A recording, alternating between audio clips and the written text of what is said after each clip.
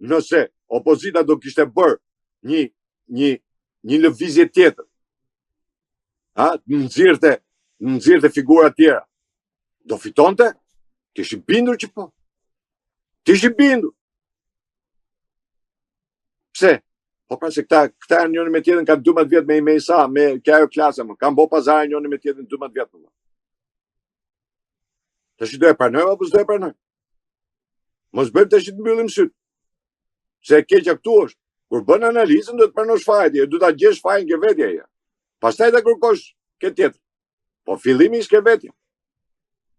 A dolën këta dhe edhe një nga gjërat që më thonin çfarë ishte, mos bëj opozitën e opozitës. Valla, unë s'po bëj opozitë. Unë po t'jap. Të thush faleminderit që po t'jap kauza. Po t'jap zgjidhje. Po t'jap alternativët. Këta nuk dëgjojnë as kritikën, as oponencën, as këtë, as ata. Këta thonë, ne dhe s'ka tjetër.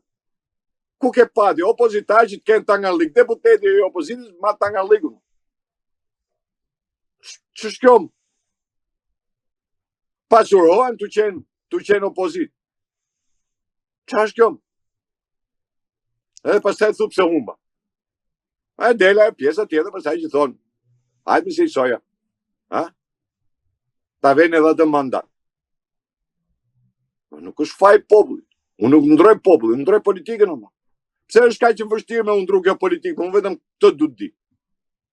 Këta njerëz, se politikë s'bëjnë, thash ta e para politikanë. Po pse është e vështirë me undru? Qa kanë ta që nuk ndrojnë? Atëherë pas ka i marrëveshje. Këta duhet të rinë, këta duhet të jenë, sepse me këta jemi në rregull. Se çtunën vje çuni Trumpit, na ul avionin, na merr Sazanin, na hajde në Europafsh, me iku Shqipëria. Kosova cop. Shqipëria cop. Qa të them? Tu pa një radikalizëm nuk bëhet gjë. Ore duhet shkur nga mentaliteti këti dreq komunizmi ma jelë. Në lujti menç, 80 vjet po me komunizëm vazhdojmë. Po me të njëjtin mentalitet, po me të njëjtin stil, po me të njëjtin fryt. S'ka, do të ndryshoj. Po nuk ndryshoj, nuk bëhet. Po si duket, duhet vi keqja deri në fund herë, kur thoshin të parët tonë duhet e keqja do bëjt vetën, do vi deri në fund që të ngrehet, se ndryshe nuk ngrehet. Në është ashtë edhe kjo. Zoti është i madh, do na japi dorë. Vdiqëm. Është merr që jemi Shqipëria është kthyer në maternitet refugjatësh. E kuptoni apo si kuptoni? Shqipëria kthy maternitet refugjatësh. Shqipëria është i vetmi vend i parë në botë që fëmia sa lind me 6.000 euro borxh, e kuptoni apo si kuptoni? Po ai ngritin ai herë opozita këtë. Ai ngritin ai herë në fushat. Këta palavoz deputetës. Nuk e ngritin një herë në fushat. Nuk folën një herë.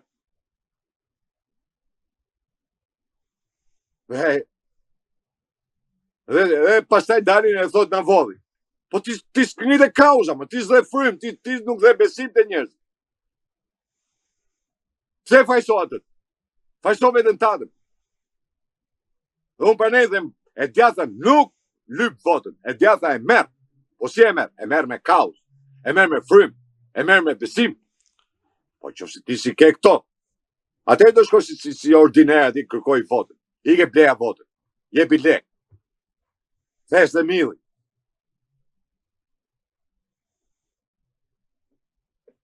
Që Zoti Merkoçi, nuk besoj Sali Berisha do largohet nga kryetari i partisë, nuk e besoj këtë. Qofsha unë i gabuar. Unë shpresoj të jemi gabuar. Gjithmonë e them, shpresoj të jem unë i gabuar, por nuk e shoh. Nuk shoh që të ketë ndonjë frym për ndryshim, për sa kohë e gjithë fryma dhe e gjithë mekanizmi i Partisë Demokratike është futur te ajo pjesa që na vodhën, na bën terrori, gjëra që dihesh. Zoti Merkoçi, si e shikoni fatin e Partisë Demokratike në 4 vitet e ardhshme? A do duhet të riorganizohet dhe të nxjerrë figura të tjera të reja, apo do të vijoj me këtë lloj konflikti të brendshëm dhe me këtë lloj autoriteti që do të përqendrohet vetëm te figura e Sali Berishës?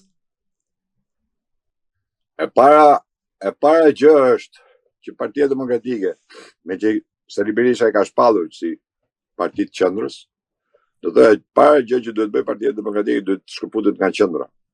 Duhet të kaloj partia e djathtë. Duke për të kaluar partia e djathtë, të paktën më minimale duhet të zbatoj statutin.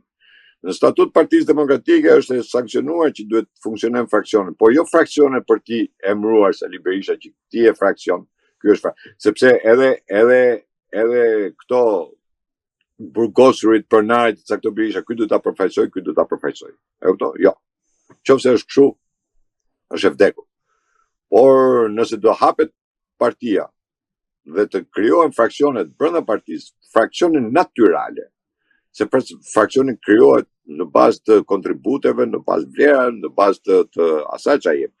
Dhe ajo që është kryesorja pastaj është që të paktën nëse Berisha do ta lej partinë si një parti e djathtë ashtu siç e ka marrë në fillim, se tash në fillim ne jemi ngritur për një parti të djathtë, jo parti të majtë, dhe e majtë aty ishte. Të paktën më minimalisht, të paktën duhet ta filloj me kryesinë e partisë. E gjithë kryesia e partisë duhet të largohet. Pa përjashtim të asnjërit. Dhe ajo që unë thash edhe në një emision sot mëngjes kur isha, duhet bëj një kuvend kombëtar, por jo me militant, jo me këto figura që kur del Sali Berisha përplasin durët, por me njerëz të cilët kanë kontribute, kanë vlera, por që pikërisht këta njerëz që sot marrin mandatet e deputet nuk i kanë lënë dhe nuk i kanë lënë që të afrohen në Partinë Demokratike. Sepse kam pas hallin, nëse do vinë këta, ne nuk kemi vend më në këtë parti. Dhe kështu që ky kuvend do bënte një risi për Partinë Demokratike dhe vetë Sali Berisha, për të pranuar dhe ai vetë. Nëse nuk do ta pranoj pastaj dhe nuk do, kjo është problem tjetër, pastaj nuk e di. Por nëse nuk bëhet kjo, pra të thirret urgjentisht një kuvend kombëtar, dhe jo me 1.000 vet, jo me 10.000 vet, jo me 20.000 vet, jo me 5.000 vet, sikur edhe 50 vet, edhe 100 vet. Po figura, njerëz me reputacion, jo servil. Dhe të dalin dhe ajo që ka nxjerr ai kuvend me 50 vet, nuk ka rëndësi numri, ajo të jetë programi, ajo të jetë rruga e Partisë Demokratike.